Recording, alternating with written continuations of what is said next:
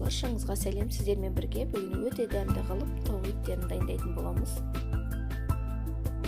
Бізге керекті тауықтың төс еттері, оны видеодағыдай жіңішке қылып турап аламыз. Ары қарай бетіне пленка төсеп, видеодағыдай бетін жіңішкелетіп ұрып шығамыз. Бетіне тұз жағып аламыз.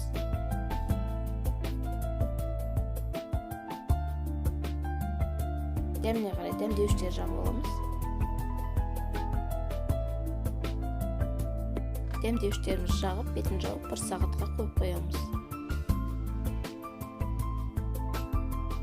Ары қарай салмамызды дайындаймыз. Бізге керекті 2 қызанақ, аскөк. Оларды видеодағыдай жіңішке қылып турап аламыз.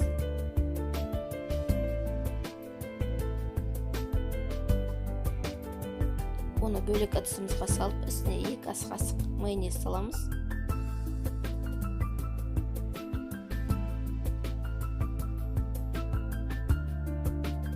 Бір шымшым тұз саламыз. Жақсылап араластырамыз. Оның үстіне қайнаған 2 жұмыртқа қосамыз. Міне салмамыз дайын болды.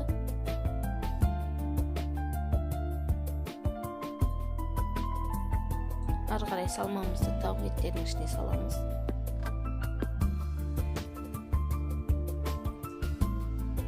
Видеодағыдай ораймыз. Тісші қоғышпен қыстырамыз.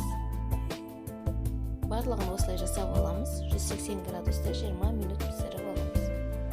Тауық еттеріміз дайын болғаннан кейін бетіне үкіштен өткен ірімшік қосамыз. Тағы 15 минутқа пісіріп аламыз.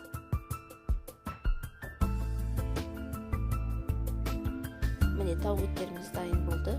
Өте дәмді болып шығады. Достар, менің каналыма тіркеліп, лайк, комментарий қалдырып кетіңіздер.